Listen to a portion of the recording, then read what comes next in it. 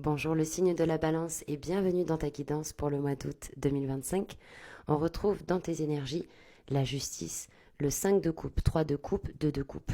C'est intéressant qu'on ait un cocktail émotionnel ici, avec ici une arcane du mental et de la justice. Donc qu'est-ce que ça nous dit? Que au niveau de tes énergies avec la justice, il y a un côté un petit peu pragmatique, analytique, ordonné, on a un mental qui turbine. On a vraiment une lucidité, peut-être un discernement par rapport à certaines personnes, par rapport à certaines situations, ou tout simplement s'il y a des projets en cours, on va vraiment être dans quelque chose de factuel. Mais ça peut être un peu froid, tu vois. Il peut se dégager une énergie un peu autoritaire, une énergie un peu tranchante, parce que parfois ce qu'on est capable de dire à une personne, eh bien cette personne-là, elle ne s'en rend pas forcément compte, elle ne s'est pas forcément rendue compte. Donc avec la justice, on a un côté, si on ne fait pas attention, on peut être un peu dur, on peut être un peu moralisateur, etc. Donc le point positif, c'est que cette justice, elle va t'aider à apporter une analyse factuelle et analytique sur les choses. Donc ça te permet de prendre du recul au niveau émotionnel. Pourquoi? Parce qu'on voit qu'au niveau émotionnel, ça travaille. On a le 5 de coupe qui nous explique qu'il y a une fin, il y a un deuil par rapport peut-être à une personne, par rapport à une situation, par rapport à une relation. Il y a un deuil qui est en train de se faire. On n'était plus nourri là où on était. Il y a un changement, il y a une transformation. Rien ne se crée, rien ne se perd, tout se transforme est une formule alchimique. On a le 3 de coupe qui nous indique que tu peux recevoir de l'aide, de la...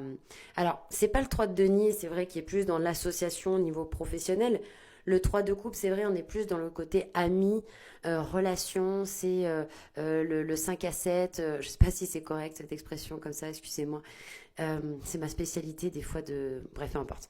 Le, le 3 de coupe, il y a vraiment cette idée de profiter avec les gens, puis c'est l'été, on a envie de se faire plaisir, etc. Donc on peut sentir autour de soi des personnes avec qui voilà, on prend plaisir à faire certaines choses et ça amène un peu de fun et de légèreté.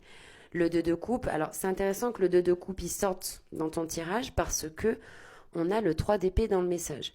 Donc pour certains balances, la relation peut être très importante ce mois-ci. On peut avoir une véritable fusion et connexion avec son partenaire ou tout simplement il y a un changement de situation. Parler du 5 de coupe ici. Donc il peut y avoir une transformation de la relation ou un changement. Vous êtes libre de me faire des retours en commentaire parce que ça m'intéresse vos ressentis. Au niveau du message, on a le pape à l'envers, le 3 d'épée, le 9 de denier. Donc pape à l'envers, en fait, pour moi, il fait directement écho à ton impératrice ici en conseil, où on dirait qu'il y a des communications que tu castres, des choses que tu as du mal à dire, des choses que tu gardes pour toi. Alors, pourquoi tu le fais? Est-ce que c'est par peur que ça clash? Est-ce que c'est par peur de perdre l'autre? Mais tu vois, il y a des blessures là. 3 d'épée, pour certains balances, ça va être, il y a une sensation de trahison. Il y a une sensation de quelque chose qui est mal vécu, qui est difficile. Tu vois, peut-être que même pour certains balances, on est déjà en phase de rupture ou post-rupture. Et il y a une communication qui est difficile. On a du mal à poser des mots sur des mots MAUX. Et pourtant, c'est important de pouvoir exprimer les choses, de pouvoir les faire sortir. Pourquoi? Parce que le pape, c'est l'arcane opposé de l'étoile. Et l'étoile, elle distribue son énergie, elle se libère, elle fait un travail de libération à ce niveau-là. Bon, tu as le 9 de denier qui te dit, bon, essaye de profiter de la vie, fais-toi plaisir, c'est très très bien de vouloir faire plaisir aux autres, etc. Mais c'est important aussi de le faire avec soi-même, tu vois, de prendre plaisir à la vie, peut-être qu'il y a un peu de difficulté à ça. Peut-être aussi que, bon, t'as pas trop envie de communiquer, quoi, pas à l'envers, il y a des sujets, il y a des personnes, t'as pas envie de les aborder. Peut-être parce que ça soulève des questions sensibles, des réponses sensibles, des conversations sensibles que tu ne te sens peut-être pas, là maintenant, en mesure d'avoir. Tu me feras un retour en commentaire si tu le souhaites. En blocage, on a la route fortune, avec le cavalier de denier et le cavalier d'épée. Donc deux cavaliers, donc des énergies plutôt rapides. Alors, oui et non, parce que le cavalier de denier, on nous parle de quelque chose dans le temps. Le cavalier d'épée à l'envers en blocage, tu attends peut-être certaines démarches où tu n'as pas encore de retour, etc. Et ça peut t'agacer. Tu vois que certaines choses prennent du temps. peut aussi nous dire qu'il y a peut-être quelqu'un qui te tape sur le système, tu vois, parce que cette personne, elle a une manière de te parler qui ne te convient pas, ou tout simplement que toi-même, dans ta communication, bah, tu as du mal à trouver les mots et tu peux être plus agressif ou moins te faire comprendre, tu vois. Donc, la roue de fortune dans le blocage, c'est que il y a peut-être une difficulté à mettre en place certaines choses. Tu vois, la roue de fortune nous parle de mouvement, de réinitialisation et de réimprimer des choses, tel un disque. Ça peut aussi nous dire que si tu es brassé au niveau émotionnel, tu vois, ça peut être difficile de garder l'équilibre par rapport à tout ce qui se passe autour de toi. Peut-être qu'il y a beaucoup de changements, il y a beaucoup de mouvements, et du coup, tu es un peu déstabilisé parce que bah, ça te travaille au niveau émotionnel et comment faire, etc. Donc, le secret avec la roue de fortune qui est un cercle et un point, c'est de garder l'équilibre. Quoi qu'il arrive autour de toi, de garder l'équilibre. Et effectivement, d'être patient avec le cavalier de denier, de savoir que chaque action que l'on pose, tel l'effet cumulé, finira par avoir un résultat. De ne pas être trop pressé, tu vois. Même si les choses ne vont pas assez vite ou d'autres choses trop vite, de garder la foi. Pourquoi garder la foi? En potentialité du mois, tu as le mat à l'envers. Avec le 5 de bâton et le 6 d'épée à l'envers. Donc quand même, pour moi, il y a un cap qui se fait là pendant ce mois d'août où le mat à l'envers, il t'invite à réagir peut-être de manière moins victimisante parce que tu fuis. Tu vois, il y a des situations que tu fuis, on dirait, des conversations, des choses que tu veux pas avoir ou affronter par peur en fait. Et ça relève un manque de foi. Un manque de foi de ton chemin de vie, de ton âme qui est là, qui te guide. Et, tu sais, ce n'est que mon avis. Je ne me permettrai pas de dire que j'ai raison ou que je détiens la vérité. Mais intimement, je pense que notre âme, elle travaille pour notre épanouissement. Et je pense que le monde invisible nous aide aussi à ça. L'univers, Dieu, appelle ça comme tu le ressens. Et donc, quand on a peur de changement de situation ou d'avoir certaines conversations, etc., c'est qu'on a peur du après. Comme si, ah mais je lâche ça pour avoir quoi derrière? Est-ce que ce sera mieux ou pas en fait? C'est important et c'est quelque chose qui se vit intérieurement de faire confiance, de savoir que le meilleur reste toujours à venir. Même si c'est des mots, même si voilà, ça n'enlève pas ce qui est vécu dans votre chair en tant qu'humain, ce qu'on vit tous, mais là il y a un problème de foi. Je ne sais pas ce que je vais avoir derrière, du coup je pars à reculons, du coup tout m'embête, pour rester poli, tout m'embête. On n'arrive plus à convertir en fait, on voit tout comme un problème ou comme des obstacles, enfin tout est relatif.